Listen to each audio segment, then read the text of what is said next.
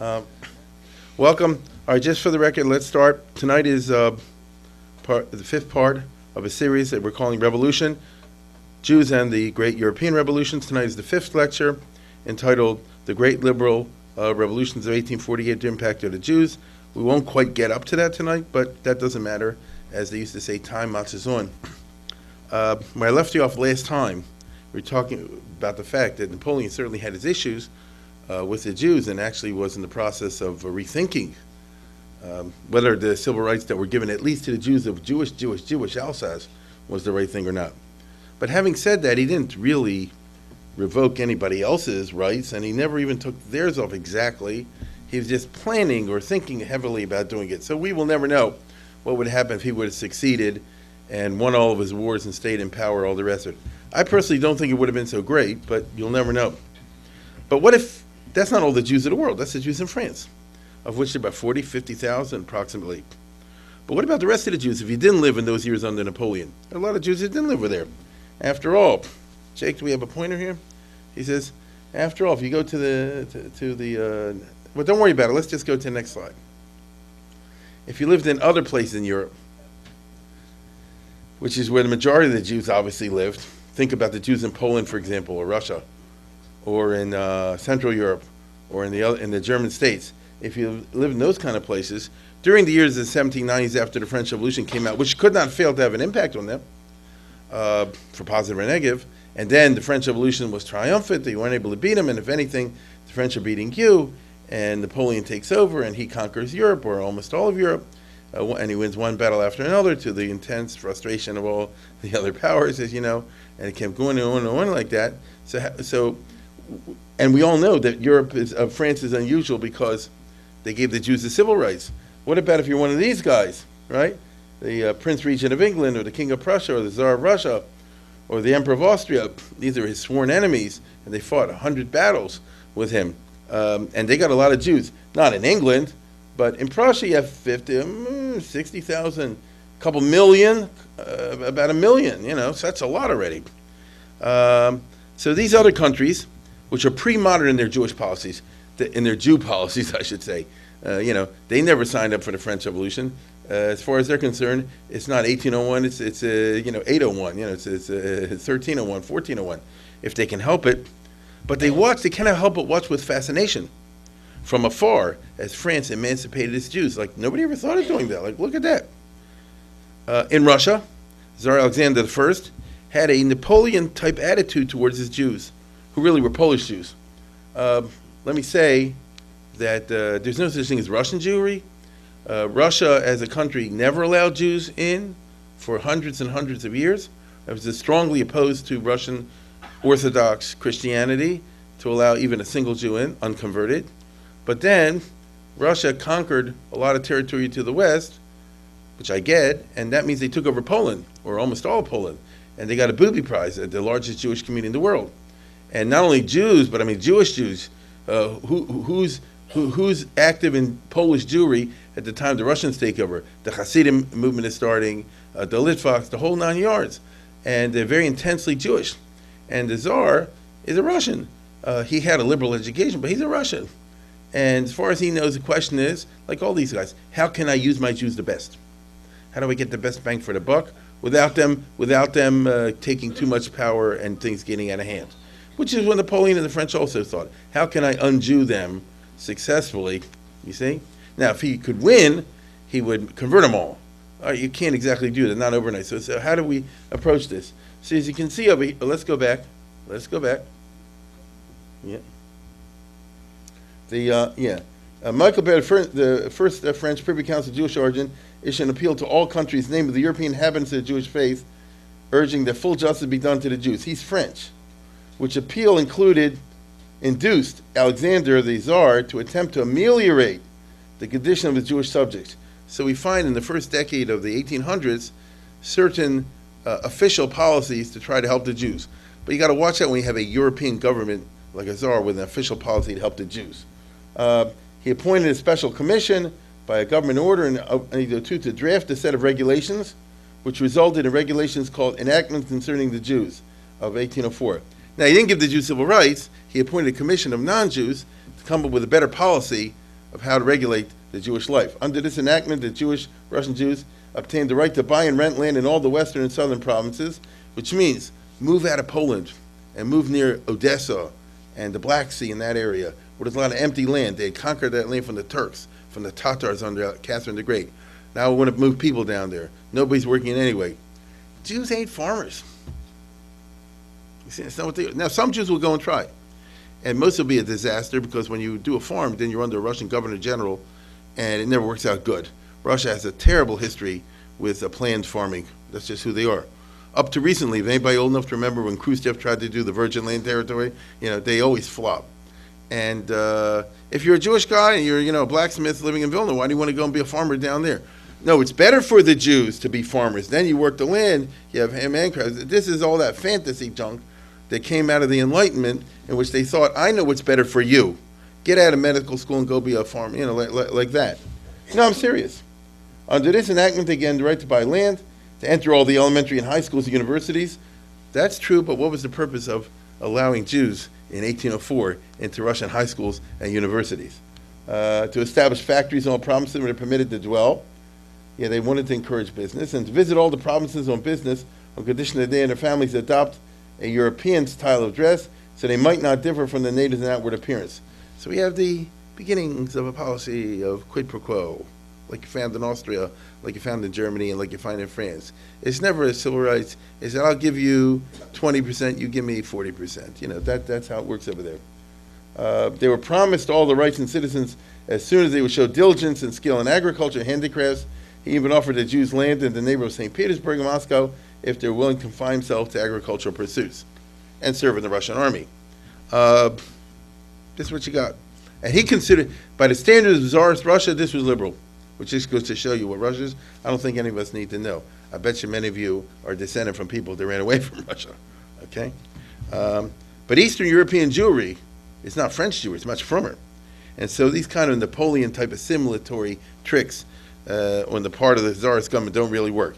You didn't get a whole mass people flocking to Russian schools. You can get a whole mass bunch of people flocking to become farmers in the southern provinces, and, like I say, near Odessa and the Crimea and north of the Black Sea. You didn't get hundreds of people saying, let me go live near Moscow and become a farmer and be under Russia, because I can tell you right now, first thing to do to become a farmer is, I guess, okay, now you got to join the church. Otherwise, they ain't giving you no seed. That's how they do it. There's nothing without cheating over there. That's just the system. There's nothing without cheating. And the number one cheater is the government. That is the history over there, over and over again. And Jews learned that just like everybody else learned it. You know what I mean? You learned it long ago. So I can't say there was a mass movement to go join the Russian public schools back in the time of Alexander I. They did not trust him. Okay, they didn't trust him. And there are 1,000 stories about all these Jews and rabbis, we can't trust them. So on the one hand, Alexander says, look, I'm doing a Napoleon, but on the other hand, it was a faux Napoleon. Then there is the neighbor of Russia, the next country over, which is Prussia, which was at that time, at that particular moment before Napoleon, without going through all the details, Prussia had annexed a big chunk of, a third or so of Poland. Many people don't know that. For a short time, the Prussians, after the partition of 1795, they controlled for about 11 years, 12 years, Warsaw and places like that, which they wanted to Germanize because they're Prussians. And therefore, there are a lot of Jews over here. At the time I'm talking about, Prussia means this whole area, like I say, Warsaw, Central Poland, Western Poland, heavily Jewish, heavily Jewish. There are many towns where the majority is all Jewish, So now it's under the kingdoms of Prussia. What do you do with that? The kingdom of Prussia, which was, the most important German state, Prussia and Austria, two important German states, had a long and weird history of how to deal with the Jews. Without going through too many details, Frederick the Great, who died not long before in 1786, spent 46 years squeezing the most Jews you could possibly get out of your Jews. He really knew how to get the best bang for the buck, and I mean that. He was unbelievably ingenious in squeezing money out of the Jews. Just to give you one example, when you want to get married, first of all, it's not easy to get married. You have to have a special permit. If you want to get married, you have to buy $10,000 worth of china from Frederick the Great's China factory. Now, you can sell it. As a matter of fact, the opposite. Export it. You're doing me a favor. But you are buying to China, or you're not getting married. You see, that's just a little example of 100 ways that he did. He was really harsh on the Jews. His successor, Frederick William II, wasn't. He was much more a playboy type, and he was easygoing, and he eased up a little bit on the Jews. But he died in 1797, so for most of the Napoleon period, you get this so-and-so, Frederick William III, who was there for a long time, and he was a very conservative and very anti-Semitic king. Very conservative, very anti-Semitic, and pretty much of a loser. He would, any slightest liberalism that his father showed, he pulled back. And that's just who he was. And so if you're in Prussia, you're living in Berlin, all the rest of it, if you're a few millionaire families, they have special ties with the government because you provide financial services, that's a separate sphere. Everybody else, 99.99% else, you can't buy a house without a special permit, which they don't give you. Can't get married without a special permit. Only the father can transmit citizenship to one son. All the rest of them can't be citizens. It's a crazy system over there. And he wants it. He likes it. He says, if anything, it's too liberal. That's who he was. Now, Prussia was really, under him, it was particularly maladroit when it came to the Napoleon business. When there were wars that they might have joined and won, they didn't join. And then in 1806, they got into a tiff with Napoleon over something, because he promised Hanover to Prussia, and then he said, maybe I'll give it to England or something like that. And so he declared, he's an idiot. He declared war on Napoleon, just himself, Prussia, and Napoleon creamed him. In one day, in 1806, 2 months after the war started, the French wiped out 2 Prussian armies on the same day, like 20 or 30 miles apart. Jena and Auerstadt. Jena is a famous university town. Jena, you call it. Jena. And, so in other words, in one day, he creamed the whole Prussian military establishment. They thought that they are, what do you call it, cat's pajamas. They are unbelievable, because Frederick the Great won all these victories. Yeah, that's right. It worked in 1750, get it? In the old system, so we all know the famous story, the Polish cavalry charged the tanks, right? So there was a time when cavalry was good, and then there was a time that it wasn't. So the same with the Prussian business, the tactics of Frederick the Great, back in the middle 1700s, don't work anymore against Napoleon, and he went through him like a knife through butter, and he crushed the Prussian army. Couldn't happen to a nicer people, because all this territory they conquered from others, that's all. And the result was that he stripped it. By the time the treaty was done, the king ran away all the way to here. He ran away from Berlin, all the way. Frederick the Great occupied Berlin, took over all the country, and he said like this, I am getting rid of all this junk from Prussia. This is what I'm leaving, just this blue stuff, okay? And the Queen of Prussia came and begged him, and she said, she tried to kiss up to him and all the rest of it, but he knew that she hated him, and it's all baloney, so basically he said, no way. And Prussia was busted. As a matter of fact, he didn't do, if you want my opinion, he didn't do good enough. He left him this, which enabled them to come back at him. But that's what happened. So Prussia was in bad shape. The old regime, the ancien regime in Prussia, was now exposed as out of date and dysfunctional. I mean, to get to, there's a picture I could show you. When they declare war, the Prussian officers go to the French embassy, and they take their swords out, and they sharpen their swords on the stone steps of the French embassy. And Napoleon's like, yeah, keep it up, guys. No problem. It's like the samurai, get it? Charging the Marines. Keep it up, no problem. You see, he just wiped them out. And so look at the next picture.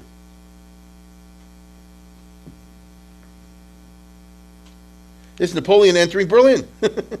Okay, there's Berlin. That's Napoleon. He dictated the peace from the royal palace. In fact, he went to Frederick the Great's tomb very famously. He says, "If he was still here, we would not be here." Fine, but he's not here. so let's hit the road. So the result was that Prussia was clear that new brooms are needed.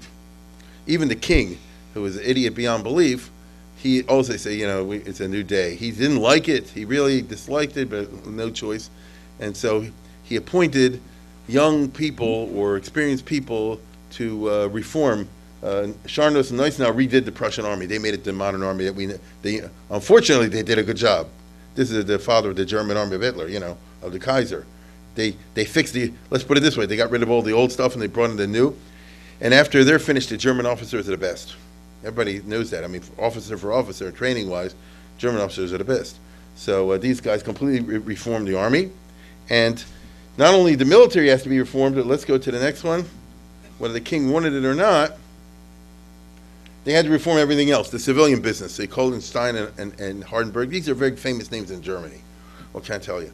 And they said to the king, give us a free hand. He wouldn't give him a free hand, but he said, give us a free hand, and we got to change everything, modernize all the French revolutions off, get rid of the guilds, make the peasants not serfs anymore, give them certain rights, reform the education from top to bottom. This is when the German universities become something, okay? Because you get rid of all the dumb professors and bring only research professors, that's it. This is when they reformed the universities. And everything in life, the taxation system, the nobles, and all the rest of it, they really gave it a thorough house cleaning, which means you go through this, you go through this, you go through this, and the king is okay. After they went through all these other things, Hardenberg and Stein go to the king and says, okay, we're now up to item 87, the Jews. Got to do something about that also. That wasn't at the front, but it's there because the Jews are not citizens. They're like resident aliens. They can't, they got it by China. They can't do this. They're not allowed to go into this line of business. The 1,001 crazy regulations, which a modern country can't have. You got to clean away all the cobwebs. And the king really doesn't want to do it. He says, do I really have to, do I really have to do this? And Hardenberg says, yes, you do. Okay? And so, against his will, the king had to issue the declaration, the proclamation of 1812, in which he said, Jews and dependents dwelling in their own state, provided general privileges and so forth, are from now on citizens of Prussia. They weren't citizens until then, right? The means of designation under the following obligation: they have to get German names, they have to use German language in their bookkeeping, and so on and so forth. So there's that quid pro quo business. Within 6 months, everybody has to go to court and say, this is the name I'm going to keep from now on, and you identify this name, and then after doing his name, the Jew has to receive from the province a certificate of citizenship that he can go for him and his posterity. They can't even do a declaration of rights correctly. You know what I mean? They got to do everything with 1,000 rules. Jews who qualify as natives shall have the same civil liberties as Christians. Whoa, that's a biggie. Okay? Now, he didn't mean it, but he said it. Okay? Hardenberg meant it. Stein meant it. The king, it was 1812. Napoleon is walking all over the place. They got to modernize the country as castor oil. You know what I mean? He can't take it. Right? They can hold any academic teaching and school posts as when municipal which are qualified. So all positions are open to Jews, according to this. We reserve the right to determine the extent to which they are allowed before other public service state functions. You know what that means? We'll revisit this issue in the future. They can settle in the cities and the countryside. That's a biggie. Until now, a Jew, it's like the Mishmar Tzva'id. You live in this town, you're not allowed to move to another town without special permission, all the rest of it. It was very difficult for people to get permission, for example, to move to Berlin or to bigger cities. That's classic old school. All the Jewish communities were always a mile or two outside of town. You're never allowed to live in the town, everywhere. And now he's changing it. They can acquire any kind of real estate, do trade if they do regulations, freedom of trade, say all spurs of commerce. These are very important. Now you can get rid of the restrictions on the types of businesses and trades that you're allowed to go into. They can pursue commerce and other things. They will not be burdened with special taxes. That's big in Prussia. I told you before, Frederick with all that junk. They have to fill the other obligations, which means same tax burden, and they do not have to pay for Christian ceremonial services. Anyway, what can I tell you? By the standards of Prussia, which is pretty low, this was a giant step forward. And the German Jews till this day, not only till this day, for a long time, say, 1812, emancipation, like they made a big deal out of it. The Prussian Jews thought, we're over Simcha, and now they become patriotic and all the rest of it. What can I tell you? It was only yielded under duress. And it was not like a dawn of an enlightened new day. It's not like Frederick William III said, now that we've been defeated by Napoleon, I see the light, and we've done everything wrong until now, let's do it. It's like, I told you before, how many teaspoons of this castor oil do I have to drink? And he didn't put any parliament in. He just put the old estates modified in a different way. The nobles and the clergy and the burghers. The real direction going to the civil servants. That's really the effect of the civilian reforms of Hardenberg and Stein, that they really put the government, most of it, under trained civil servants, which means at least the people making the choices will have college education. That's the best you can make. And we all know that's no guarantee of something, but it's better than the old system where any ex-soldier was put by the government and just in charge of some town, whether he knew what he was doing or not. So there's no democratic tradition in Prussia, as there was in France, and it wasn't really good for the Jews, as we'll see, but it was an upgrade in the old sense. Let's go to the next one, of Christian, of Christian Wilhelm Dohm. Remember in time of Moses Mendelssohn, he said, let's get a little bit of a civil improvement for the Jews. Not civil rights, God forbid, but a burglarische Verbesserung, a civil improvement. That you got. So in other words, what was hot news in 1786 finally became law in 1812 in Prussia, under the pressure of having to fix the country up in order to take Napoleon hopefully in some other time. Then there's the big Austrian Empire next door to Prussia, right? Which is ruled by this guy for 43 years, Francis I, who was one of the great losers of all time. I mean, battles. He fought Napoleon, I guess, 50 times, and they lost like 49, you know. And the best they could say is, I'm serious about it, the best they could say is, in 1809, when we had the Battle of Aspern-Essling, we gave him a hard time. You know, Archduke Charles, if you're a war nut, you know these kind of things. It was, he gave Napoleon a bloody nose till Napoleon finally beat him. And that's what it is. So this is a Habsburg, the House of Austria. They've always been historically a lot of Jews there, relatively speaking, and always full of Catholic, powerful discriminations against them. And this guy was an extreme right-winger. So it's funny. He lost all the battles, but, there's statues of him. In other words, he was a popular loser. Every time he came back from losing a battle, the people all cheered. It's funny. It's a very Austrian, very Viennese. It's weird. There are many paintings about that and all the rest of it. His policy is the reverse of the French Revolution. No emancipation, total opposition to anything coming from the French Revolution. Marie Antoinette was his aunt, right? Even he puts back the corvée. He's going the other direction. The peasants are not only not liberated from the countryside, they got to go back to doing slave labor once a week or something like that for the lords. In other words, French Revolution knew. In Austria, the reaction, which is the reverse of revolution.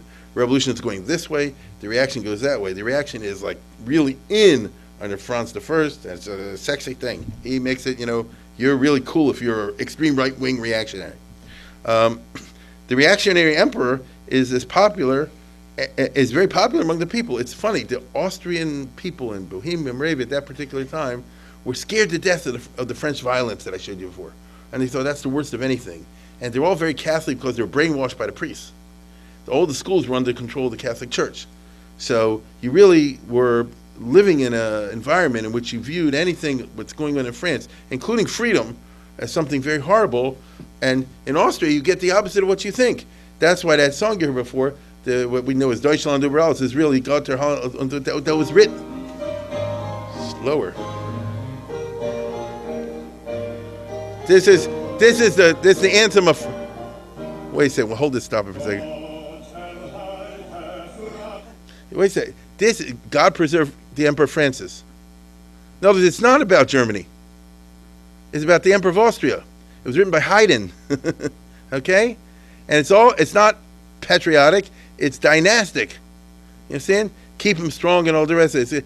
It's the whole entire opposite of nationalism. France and the French Revolution have nationalism. Austria, we have dynasticism. You understand? I don't know if you know your German, but you listen to the thing.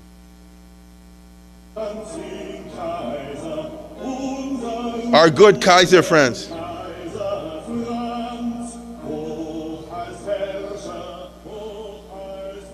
Let him be great as a leader and a general. This was so popular at that time, it's ridiculous. Okay? That's enough. Who's the big composer at that time? Beethoven. In Vienna. In the first decade of 1800s. Okay? I'm telling you, it's not what you think.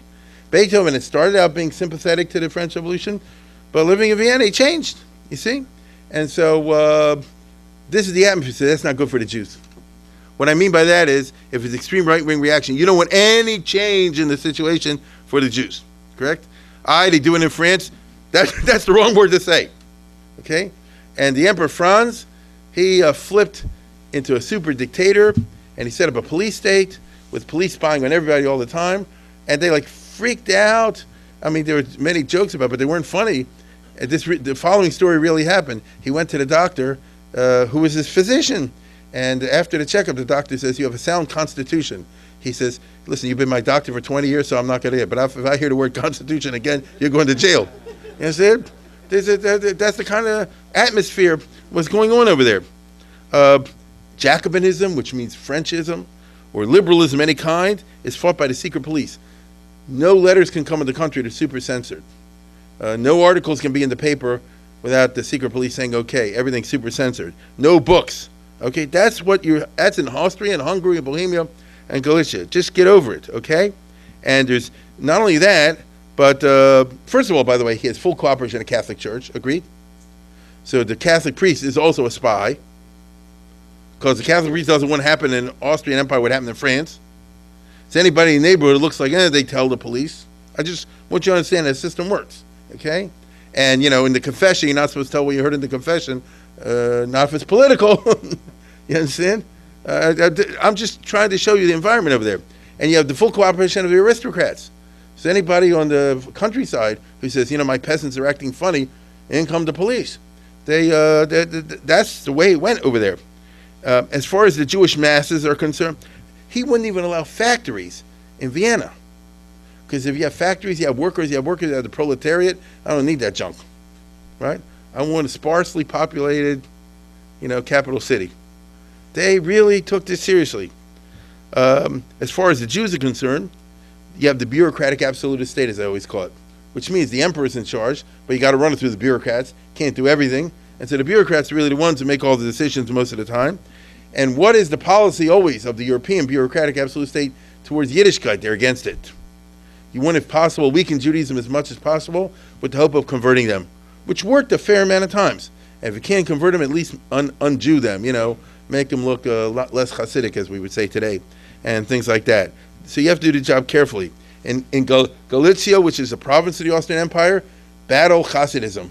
The emperor brings in all these Maskilic Jews who've been Maskilicized, if I can use that word, enlightened in Bohemia 20 years earlier. And he said, set up schools in Galicia where they have the Jewish masses, this is in Poland part, and make all the parents send their kids to these schools to get brainwashed to use Baltimore, turn it from TI to Betafilla, let's say, at its most left wing. That was a Maskilic school system. Now, in Galicia, by the way, here's the famous book on the subject, Hasidism and the Enlightenment, Habsburg regime by Raphael Mahler. He did all the homework, the golden oldie written many years ago. He had access to the Austrian secret police records. The famous historian at the University of Haifa. And this is where the Hasidim learned how to play dirty pool, because you got to. So all the books were censored. They say they published it secretly, and you smuggle across. Smuggling becomes a high art, and you got to know who to bribe and all the rest of it, because that's the state is against you, and this worked until 1806 or 1807 when the Hasidim figured out how to game the system, and they went to the Austrian authorities and said, I guess, why are you trying to make everybody not from? Then become French revolutionaries, to become communists or something like that. Keep them dumb and religious, right? And the Austrians, it's a good, and they fired all the school teachers because they thought that might make them too French revolutionary type. You get it? In other words, with that kind of a regime, all you have to say is this will be dangerous. You make this guy a liberal, he might be a liberal. Oh no, I don't want that, And that's how the Hasidim beat the system. So it's a crazy world. This is all happening during Napoleon's time. And yet, even though he hates the Jews, and he did, and he persecutes the Jews, by that I mean he kept the old laws. You can't get married in Bohemia, Moravia, like I told you before, only one person in the family. All these other kind of nutty things. You have to pay extra taxes. The doofus finances of the regime, but they got involved in one losing war after another, and they never were financially capable. They had 3 consecutive bankruptcies, 1810, 1811, 1812. Think about that. I mean, don't tell that to Trump. He said we had three consecutive bankruptcies. Where do you get the money even to pay the lighting, let alone the army? that forced the regime to allow a Jewish financial elite to emerge in Vienna, whose salons sparkle. So if you're in the time of the Emperor Francis I, you have a small, tiny group of Jewish zillionaires who the husband is off doing business all day long, but the wife has a secular education, not Maskilic, French, German, and they have, what they call the intellectual salons, which we don't have anymore. People get together Wednesday afternoon, Thursday evening for hours and hours, and you talk high-class stuff, right? High-class stuff. And, the literature, art, music, this and that and the other. You don't talk politics in Austria unless you say the emperor's right, the emperor's right, the emperor's right. But you do all kind of other business. And so you have the irony that you find in Austria, which is the big shots know Jews, but they only know Rothschild and people like that, Arnstein. You get it? They know a tiny layer. All the other Jews are at the bottom, and the rich people don't really, maybe they saw it doesn't pay, they don't really try to intervene to make things better for the other ones. But even Rothschild could not buy a house. He had to rent a hotel. He took over a hotel, and that's where he lived, in the hotel. But he rented the hotel. You couldn't buy it. You see it? And the secret police was spying him all the time. Like, what are you afraid Rothschild's going to do? He's on your side. This is Austria, okay? This Austria rules Hungary and Bohemia, and it's a bigger Hungary. It's like today Romania and Galicia and part of Ukraine. This is what you had with over there. Now, the emperor himself, Francis I, was really mediocre. Of him, it could truly be said, some people are born that way, some attain it, and some have mediocrity thrust upon them. There's no question about it. He's the epitome of that. And so after he lost war number 11 or something against, I'm serious, if you know a little bit of military history, you know that Napoleon beat him bad in 1797 and forced them to make peace. And then when he came back from Egypt, they got another war and beat him at Marengo, and they had to get him again. And then in 1804, 1805, they had the Austerlitz, and then they had the Wagram, and then there's one defeat after another. So he said, I need somebody smart in charge of the foreign policy. And so that's when he appoints the famous Count Metternich, right? Who wasn't Austrian, but he was a smart cookie. And he said, I guess you join my team, and you'll be foreign minister, And that's what happened. And for the next 40 years, Metternich ran the show. Now, the emperor had tight control, but the emperor was the first one to say, I'm not smart in this stuff, and he is. You understand? I'm sorry. Now, he didn't always give way, but usually he did. He saw he's a lot smarter. And therefore, the result is that outside of French-controlled territory, I'm telling you all this to show you Napoleon is half empty glass, but it's also half full. Even though I said all this bad stuff about Napoleon the other day, but compared to the other countries, the legal situation for the Jews was 1,000,000 times better than France. And France at that time ruled half of Europe, meaning the French had annexed Holland and Belgium, most of Italy, the French annexed the Rhineland, and whole big chunks of territory. Switzerland was part of France. So there's a whole big chunks of territory were under France. If you're Jewish and you happen to be living there, at least you had the benefit of the civil rights, even though you had the anti-Yiddishkeit business. Outside of French-controlled territory, the Jews, besides a few millionaires, get no civil rights at all, except a little bit in Prussia, partially, like I told you. The rulers were not interested in imitating Napoleon in his Jewish civil rights policies. They wouldn't imitate his military policies. How does he always win the battles? They wouldn't imitate his tax policies, because how does he raise so much money? How does he draft the soldiers so successfully? That kind of stuff they're interested in, but not in and how do you free the peasants from the grievous burdens the peasants have been under? That they were interested in imitating in some places, but not the stuff with the Jews. Okay, meanwhile, what happened to Napoleon? Well, in 1812, he had his role. In 1812, he invaded Russia. Remember, that's where he got creamed. I think we all know the story of Napoleon's retreat from Russia, where his army was wiped out in the winter. Right? I assume everybody knows that. It's War and Peace, right? So he made his big mistake there. So his army was wiped out. He had 600,000 men he took in with him. That's a lot of people where I come from. 600,000 men. And he came back with, probably 16,000, something. I don't know. There's tiny numbers. At that point, all the beaten foes said, like the dogs, now we can, if we all attack them at the same time, we can take them down. And this is 1813, 1814. All the beaten foes combined against him.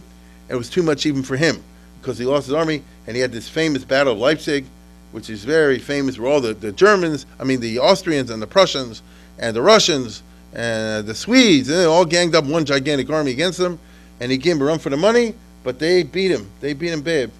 And from then on, he was on the major defensive. He never was able to recover from that. He had to go back to France, and then they invaded France. This is the War of 1814. In 1840, the Allies invaded, okay? And he was overwhelmed by superior forces invading from all directions. That was a smart policy they did.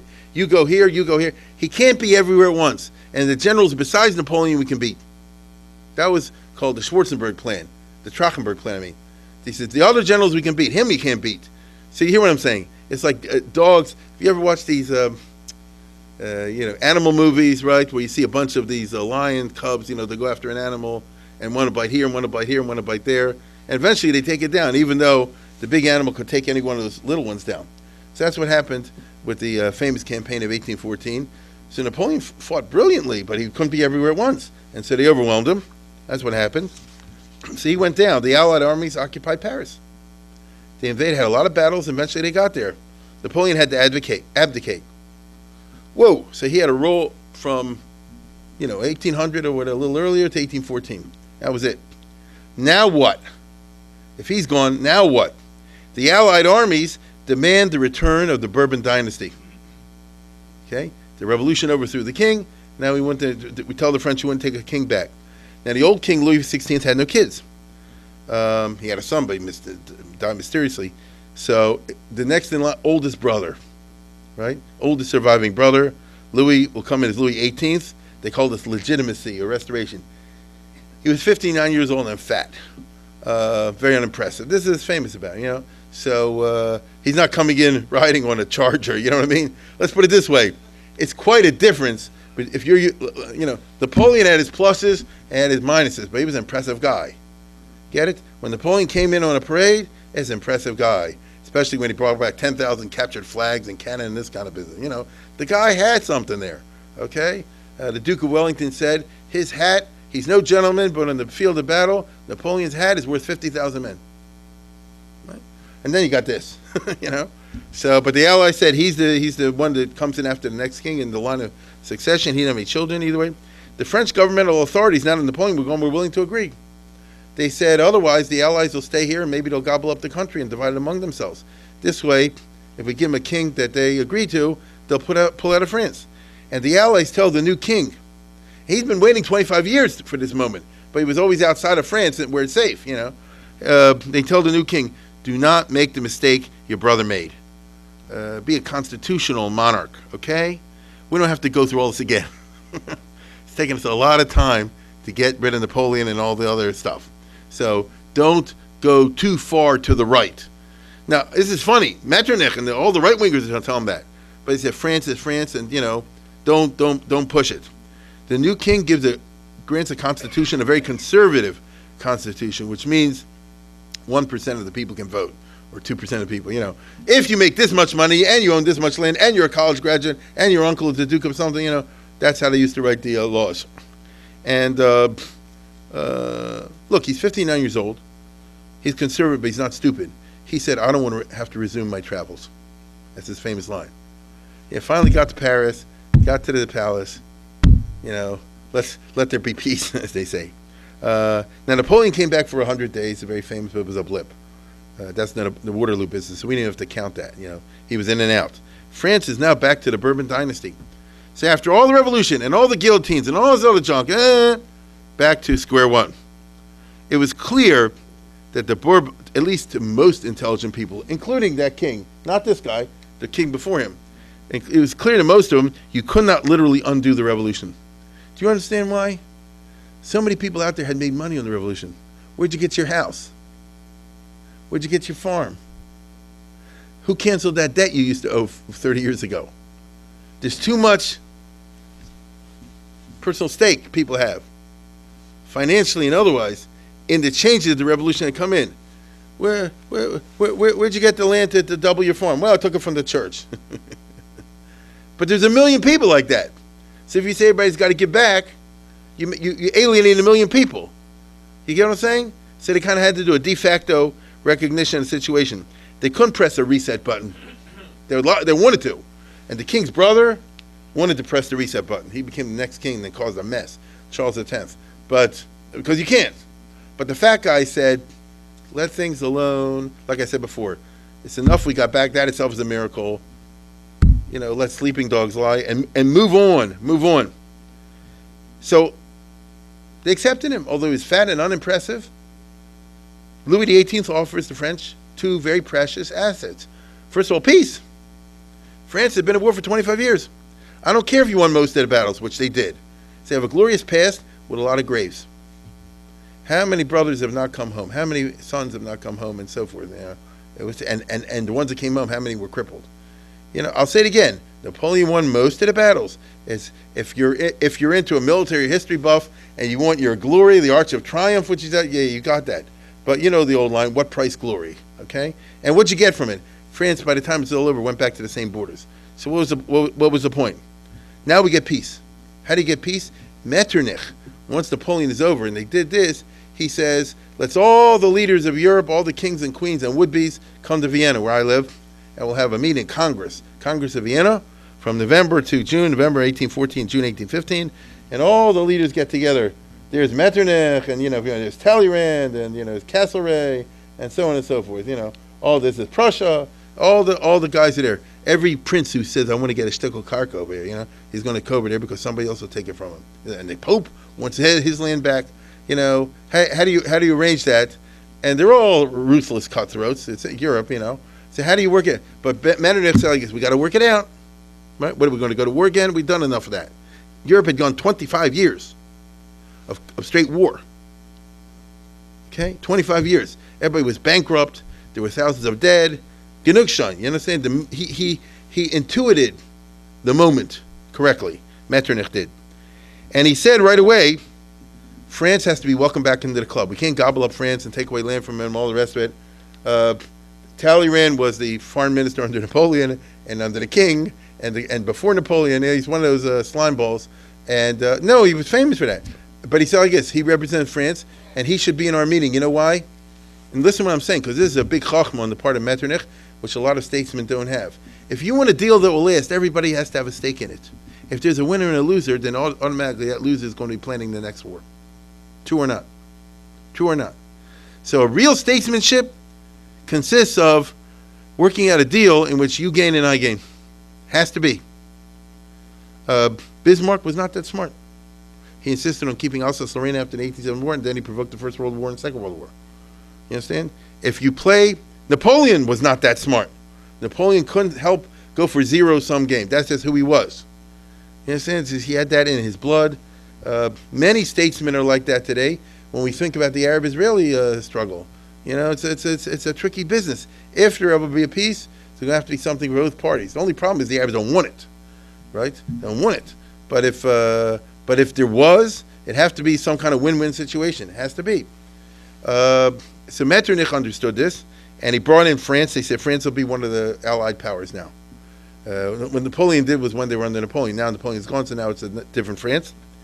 And he said basically, let's go to the next one. Look at this. If we stick together, if the King of Prussia, the Emperor of Austria, and Russia stick together, there'll be no wars, and nobody can make us do anything. So it's like three thieves in the room. But it's a chachma. As long as we agree, if there's three mafia heads, the problem in the movies is each one wants to knock off the other. But if they were smart, I don't know enough about that. He said if they were smart, they said, I guess, you keep your million, I'll keep my million, they keep million, and nobody will mess with anybody else. As long as we do that, well, we can live, we can whistle Dixie, for 100 years. And that is what happened, because the three empires, the Russian Empire, the Austrian Empire, and the Prussian and German Empire, it was peace for 100 years, from 1815 to 1915, 1814, 1914, because they grasped that intuitive business. By the time you get to 1914, stupidity was back in the case, and as you all know, what they all wipe each other out, because they shot the Archduke in Serbia, in Sarajevo in 1940, like, whoa.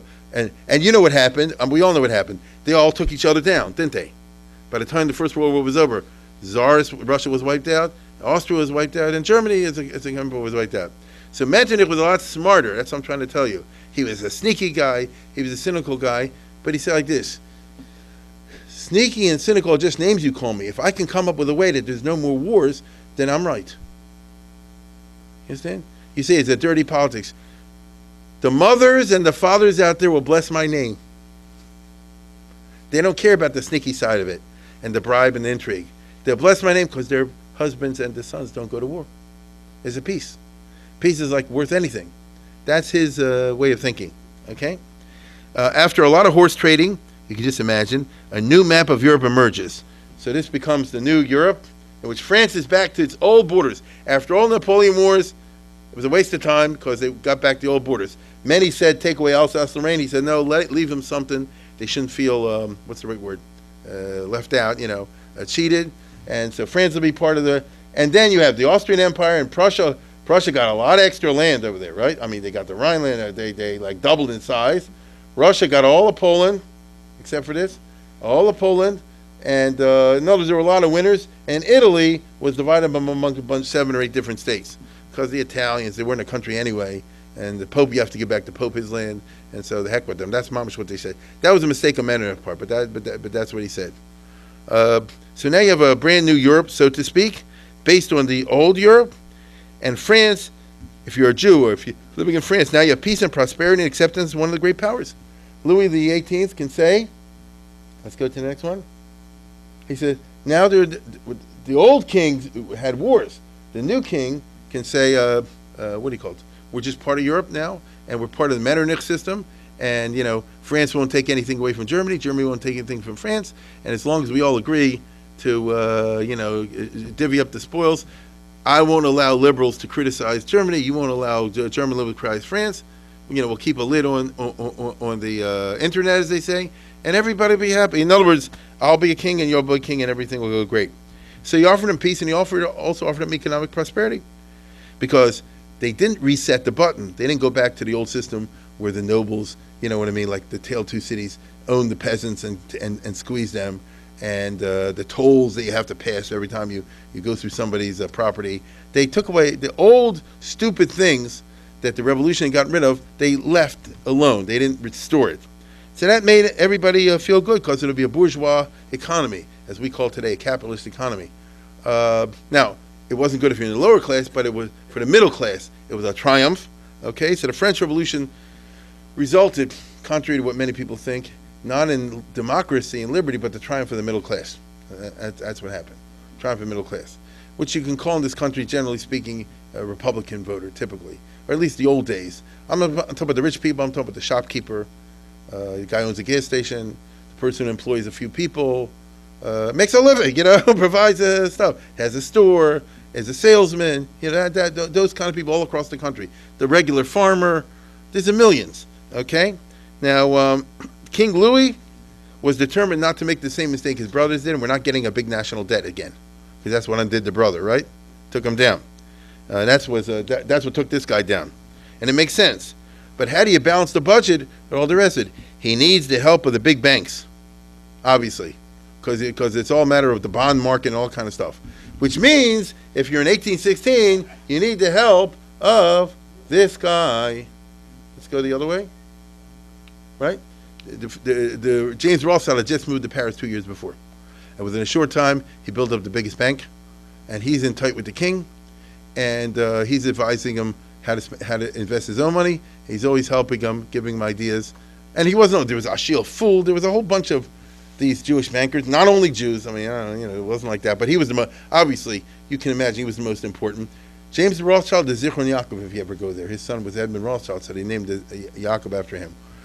I would not say he was, okay? And he didn't get married till late in life, and there's an expression in Yiddish, he lived like a millionaire in Paris. Well, he was a millionaire in Paris, So that's who he was. But I'll tell you one thing, just being who he is means that if you're the king, it's not necessary to pass any anti-Semitic laws, is it? Do you see my point? There's no incentive. Why get this guy and guys like that angry? I mean, what do you gain? No need to bother the Jews. They're not a problem. Why get Rothschild angry? Let them. So by 1818, if you recall from last time I spoke to you, Napoleon had set up a commission. They're supposed to report in 10 years where the Jews in Alsace and some other places, maybe we should yank their civil rights. Remember he said maybe it was a mistake. The French Revolution went a little bit too far for the Jewish Jews. So I want a full study of the case in 10 years and then sent me. If Napoleon would have been in power, in my personal opinion, I think he would have yanked the civil rights. Because that's who he was. But Napoleon's not in power. He's gone. It's a fetzo. And and he said like this. He says, well, I should go and stick it to the Jews in Alsace and get Rothschild angry. He won't. Let it go. So the report was never filed, as they say over here, or better yet, the report was given to the king, and you know what I mean, put it in the file.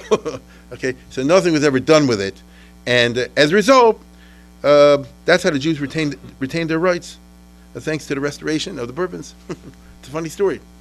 The French Revolution gave them their civil liberties in 1790, 1791, and by the time the story's all over, it never was yanked, even though a serious consideration was given to pulling it, but Napoleon wasn't around by the time he came to deal with the matter.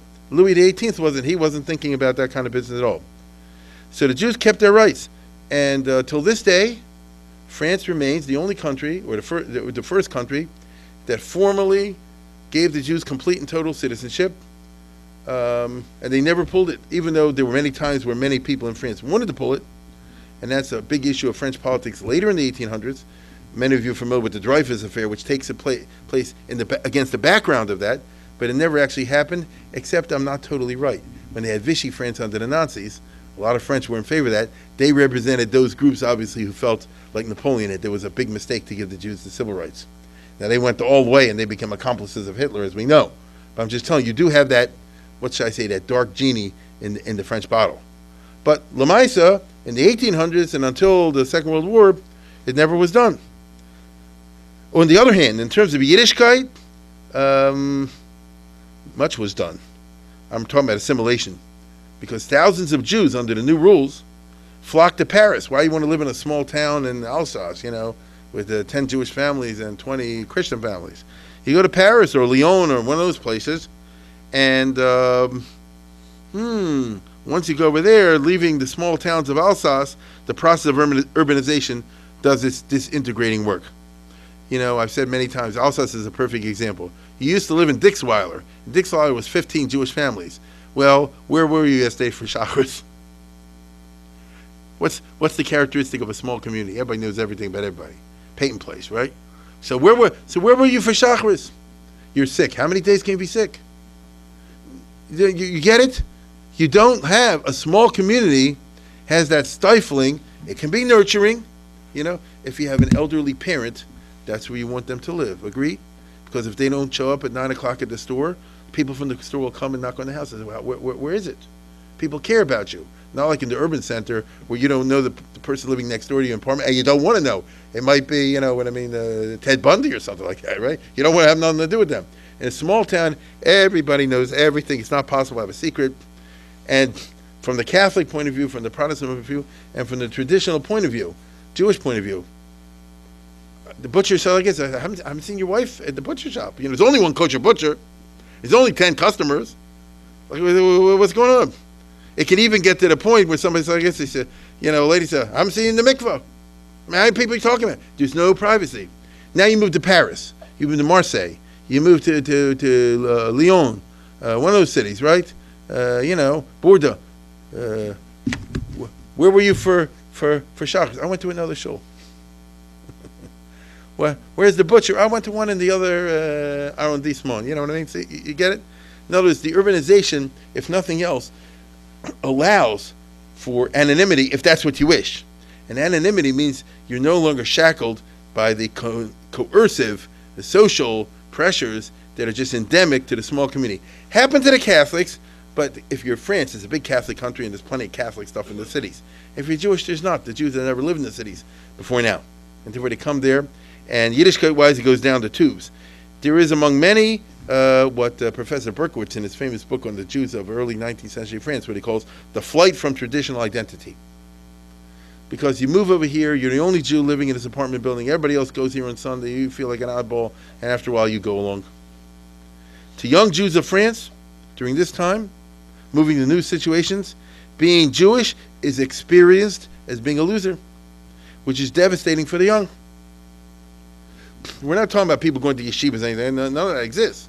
So we're talking about traditionalism. In the environment I just told you, you experience Yiddishkeit as a negative, as a loser operation. The girls won't look at you, the guys won't look at you, this one, like that. Plus, It's the restoration of the Bourbons, the return of an invigorated Roman Catholicism under the new regime as a reaction to the deism of the revolution and the persecution of the church during the 1790s, now leads to an uncomfortable cultural atmosphere for Judaism. Everything is Catholic all over the place. We in this country don't know this. America is a white Anglo-Saxon Protestant country, thank God. And the Protestants, by the religion, do not wear their religion on the sleeves. That's the definition of Protestant. It's interiority. You understand? Martin Luther, Calvin, all these guys, it's what's in here that counts. They're opposed. If you live in a Catholic country, anybody here from South America, whatever, when it's the Saints' Day, when it's a Corpus Christi Day in Quebec, they're in the streets, it's big processions, it's on the billboards, it's all over the place. It's not comfortable if you're Jewish living there. They don't bother you. I'm not talking about bother you, but it's, you understand?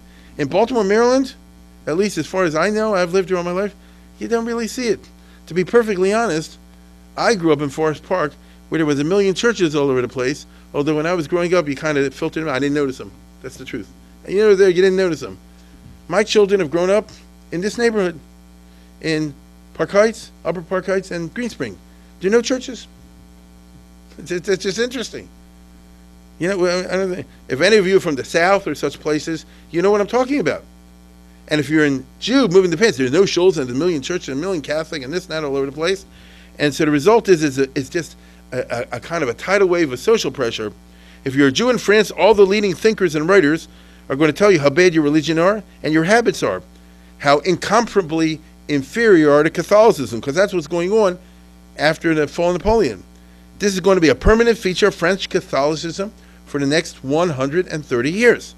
It will mean that for many Frenchmen, the emancipation of the Jews was a mistake and should be reversed if you're a strong Catholic. And it leads to a lot of Jewish personal tragedies. You see the famous or sad case. This guy, Emmanuel Deutsch, was a big Talmud Chacham and the chief rabbi of France after Zinsheim, after the Yad David, in the late 1810s and 1820s. He's a big Talmud Chacham. His son and son-in-law had learned with him in the yeshiva. How did he pick this guy as his son-in-law? You know, he was the best guy in yeshiva or something like that. So they knew how to learn all the rest of it. As soon as they leave home and move to Paris, he converts to Roman Catholic, and then he brings him along. So the guy's son and son-in-law, it's a very famous case. He was a screwball, so years later, he betrayed a duchess who was trying to bring back a Catholic restoration in France, the Duchess of Berry, and then the Catholic hated him even more, and then he converted back to Judaism or something like that. It was a weirdo. This guy became the head librarian for the Pope in the Vatican. You get it? So I'll say it again. It's not one of these cases where if he only knew Yiddishkeit, he wouldn't have done it. These guys came from rabbinic families, and they had, as we would call today, yeshiva education and all the rest of it. So you say, how can somebody go for Catholic? I want to tell you something. It's really weird. If you told me he went secular, I can get it. Right? You know, you read science, you read history, you said everything I learned was baloney. If you become a deist, an atheist, I get that. Catholic? You know, in other words, I'm switching from the superstitious Jewish religion and the dumb one, and I'm embracing what? A profoundly rational, modernistic. You get what I'm saying? No, I'm trying to show that's how powerful the social pressure is. How can it be an intellectual decision? Hey, you want to know something? France is full of people like that. And just at the top of my head, Henri Bergson, who's a Litvak, converts to Roman Catholic in France. Evans and Novak, one of those two, the one who's Jewish, converted to Catholic in America, 30 years ago or something like that. I'll tell you again, if you tell me the guy doesn't believe anymore or became a secular, that I understand, okay? But if you tell me somebody switches from Orthodox Jew to Muslim or to Catholic, it's a strange business, because what you're really doing is embracing an even more profoundly irrational set of beliefs. This was the famous argument of Moses Mendelssohn when he was challenged back in the 1770s by Lavater, the Swiss Protestant clergyman, when Lavater said, why don't you come out of the closet? You're so logical, you're so rational, why don't you become a Christian? Are the other Jews threatening you? We'll help you. And Mendelssohn like this, if you're Jewish, it's a halbasar, you got to believe all this stuff in the Old Testament. But if you're Christian, on top of that, you got to believe all the stories in the New Testament. So which religion is more irrational? You get it? None of those arguments mean anything. Look, the father was a chief rabbi of Paris. These guys doing all, they could have had a career in Jewish. So this is an example of us to understand how powerful the cultural pressure is in the wake of the Restoration and then the Revolution. You find this in Muslim countries also. People embrace Islam, and they say, you're switching Judaism for Islam. How does that work mentally? It's not a mental part, is it? It's emotional as a social. It's emotional as a social. So this is sad. So it turns out that taking the average Jew out of cultural insularity and exposing him to the gale force winds of national European culture proved to be a bad idea. So can the Jews handle freedom? It's not so simple. Samson Raphael Hirsch, let's go to the next one, who lives in this time. He's born in 1808. He grew up in the 1820s and 30s. He lives in this time. He says you have to have a kehillah.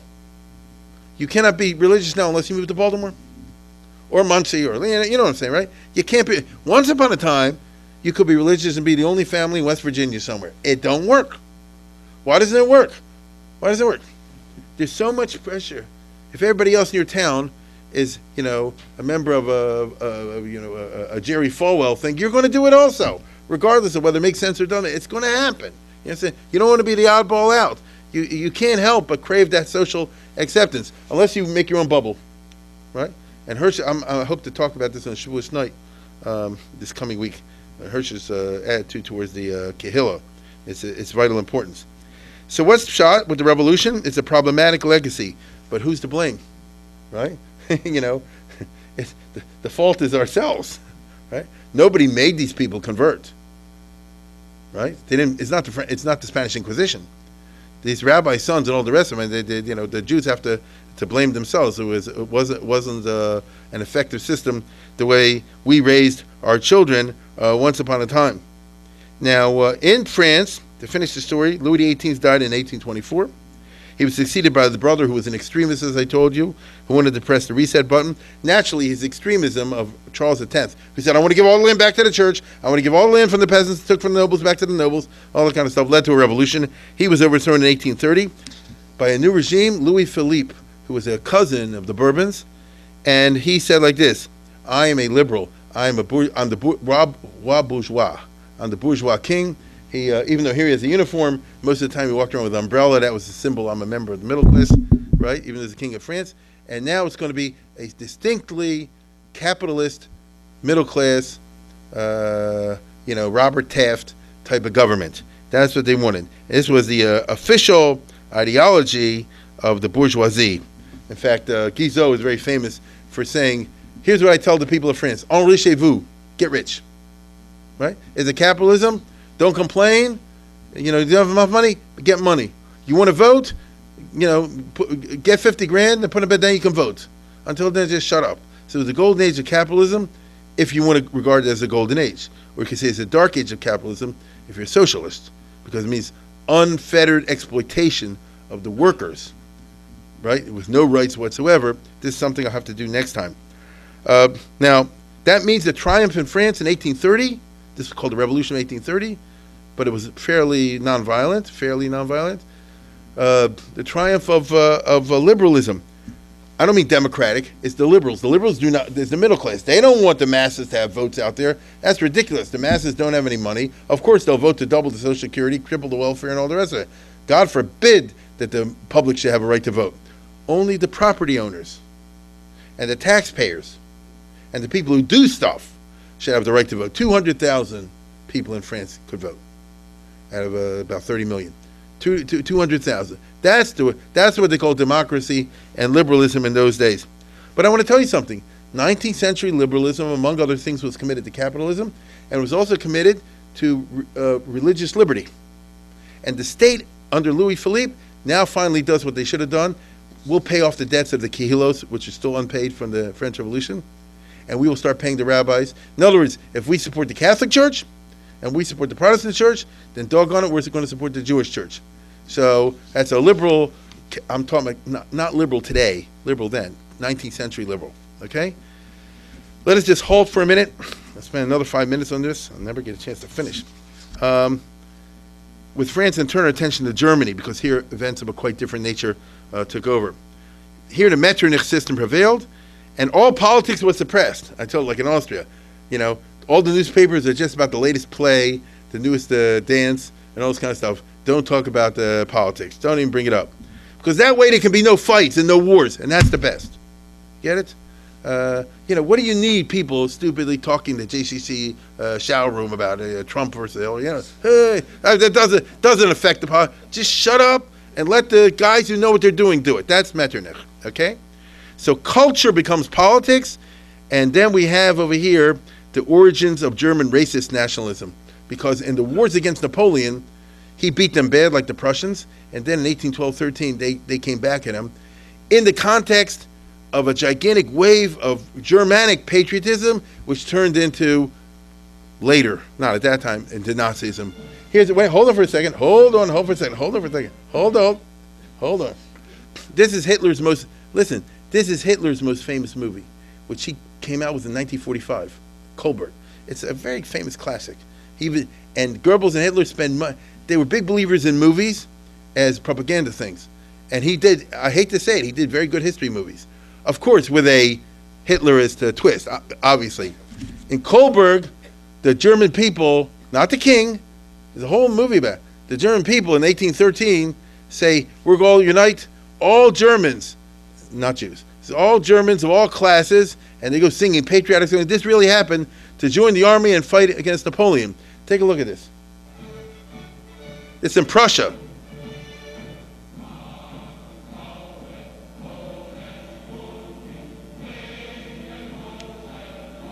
Look at all the students are marching and the people.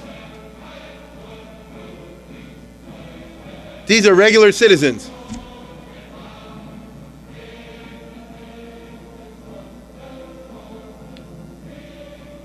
The masses.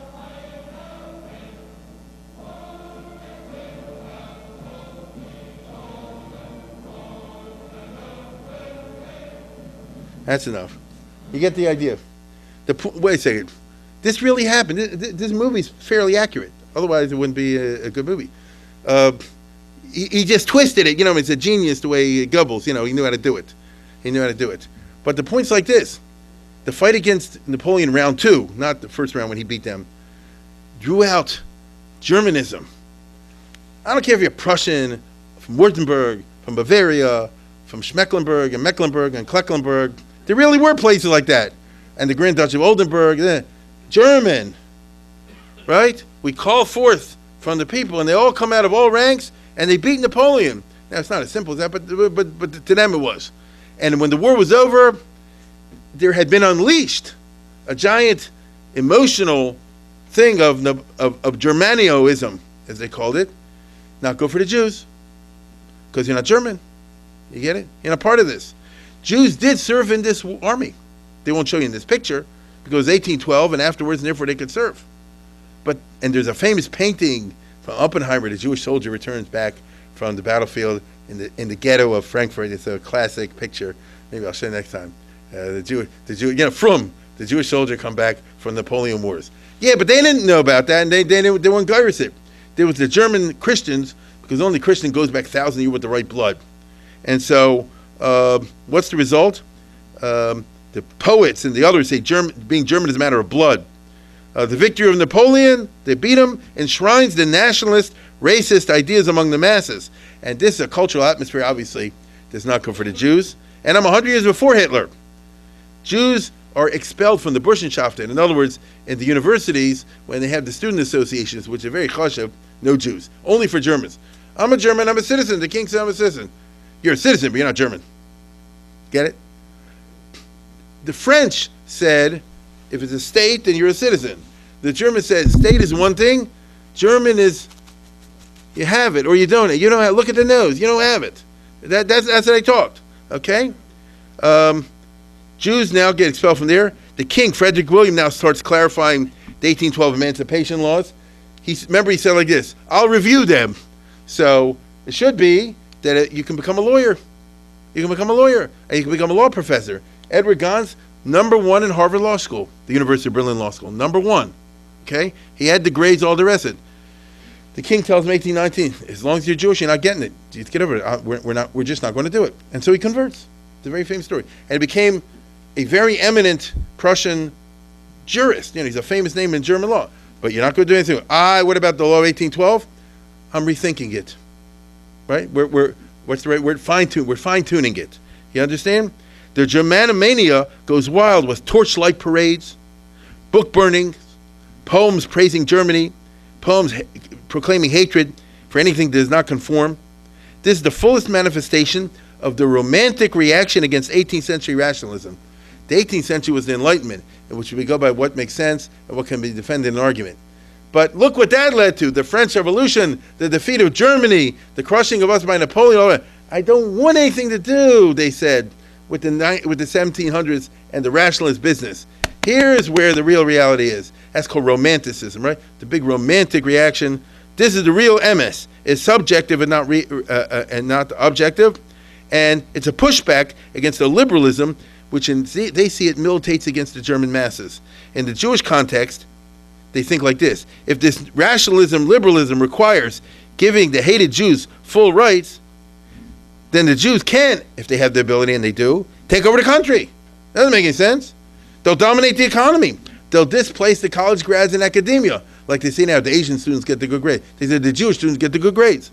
They'll take over all the jobs in the civil service, in journalism, etc. Should I get hurt because of some stupid liberal idea? Who came up with that? An idea has to work for the public. This is what's going on in Germany now with Angela Merkel.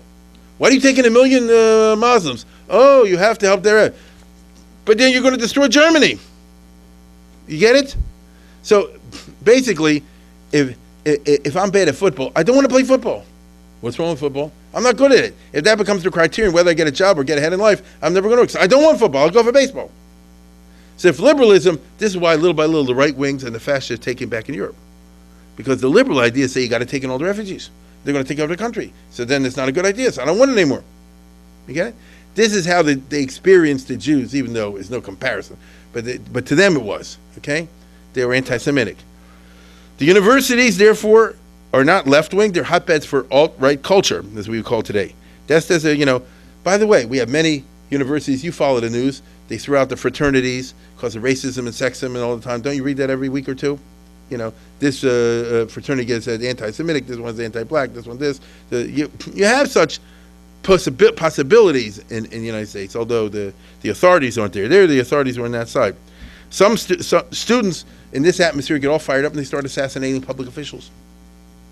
That's all Metternich and the King's Heat. Oh my God. They crack down, they go wild, they clamp down with what they call the Carlsbad degrees. But they got in Carlsbad in the famous place, and here's the press muzzled, right? And here's the student terrorists being beheaded. Okay, they said we're going to come down on this.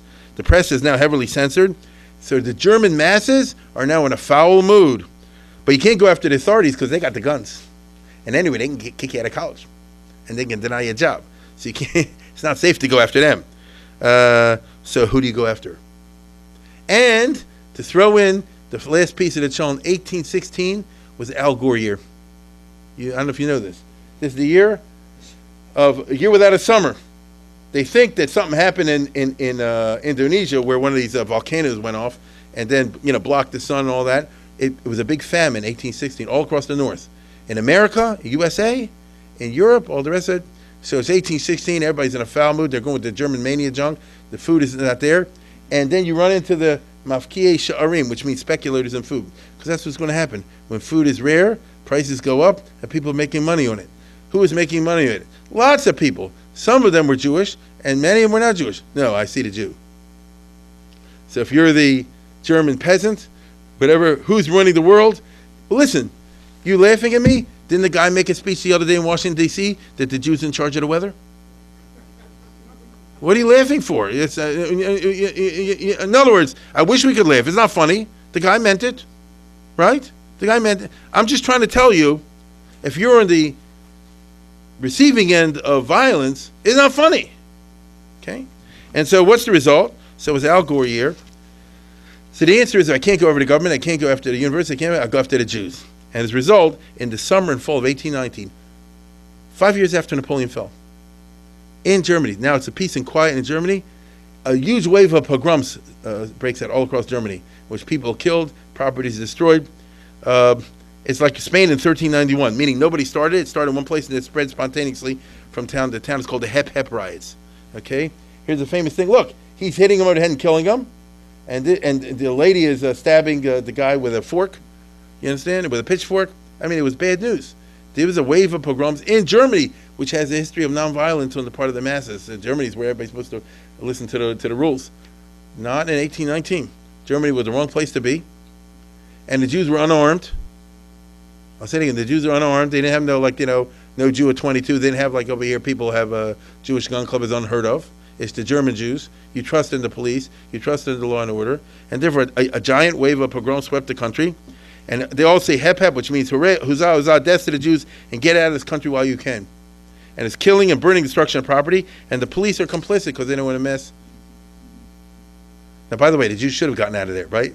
I mean, if they would interpret this right, they'd all get out of Germany in 1890. That would have been a good move, but who knew, The only good thing is like this. These lousy anal kings, law and order people. So you say, oh, it's the riots? It's not Hitler. They send in the army. The Prussian army goes in everywhere. The Austrian army, they'll go into towns. They say, no riots. Not because we like the Jews, no riots. And when somebody's town don't listen, the Prussians line up cannon in the street. And they just make my day. They will do it. And that's the end of that. The uncontrollable crowds, always uncontrollable. So it went from late August, September, October. That's how it lasted. So let's put it this way. God bless the Prussian army. Doesn't it say in Pirkei Avos, you should pray for them, Mispal Shel Malchus. Because the Molar Mora, if not for the fact that people are afraid of the government, each Israel Chaim blow, people would swallow each other alive. There you have it. Okay? So I'm trying to tell you, the German Jews see these guys say, thank God. Right there, the ones who suppress the violence. They're a little bit late, but they suppress the violence. The only good German gentleman I know of was this guy, the Grand Duke of Baden, who, as soon as they started having riots in his city, he immediately left the palace and he took up residence in the house of a Jew. Yeah? It says a personal message. And that worked. But that's one. That's one. Okay? Now, if only the Jews would have left Germany then. Metternich can tell Rothschild and the other guys, I'd like to help the Jews, but listen, if we give them civil rights, the public go nuts. Can't do it. The atmosphere is such, if you give him the civil rights, he'll go crazy. I can't control him. And so emancipation does not happen in Germany. The Jews are profoundly disappointed. And during the next 20 years, 2 decades, the Jews in the German states, other than Austria, are feeling depressed. They did not obtain civil rights. We used to have them, especially if you live in Western Germany, in Napoleon's time, but now they're under Prussia and they got their rights yanked from them. You can't make a Thomas Jefferson argument if the people hold like Voltaire that the Jews have different DNA. That's the problem. The democratic arguments don't work. Jews are different. For normal humans, you're right. All men are created equal, but the Jews are not created equal. They're different, like Voltaire. They have a different DNA. It's Mamash Hitler 100 years before Hitler. That's what it is. And so it's not possible to gain a sympathetic hearing from the broad German public because the lower classes in Germany know the Jew is a creditor who's going to foreclose on them. The middle classes know him as someone who's competing for the same white-collar jobs, and the businessman knows the Jew is a competitor in business. They don't like him. A German says, I don't want to socialize with Jews. I don't want to see you guys around. I'm not shooting you. I'm not putting you back in the ghetto. So just shut the heck up. Get out of my way. Live with somewhere else and do business somewhere else. I don't want to see you. Right? It turns me off to see you. I'm not hurting you, but I don't have to put up with you. That's how everybody feels in Germany. So what's the answer to that? It's hard to come up with a good answer to that. How did Jews react to this? I think this is where I'll leave off, and we'll jump into that next time.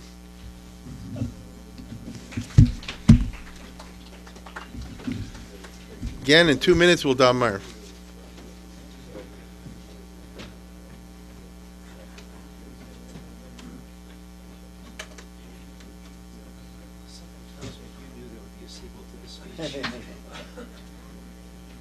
Perils of Pauline.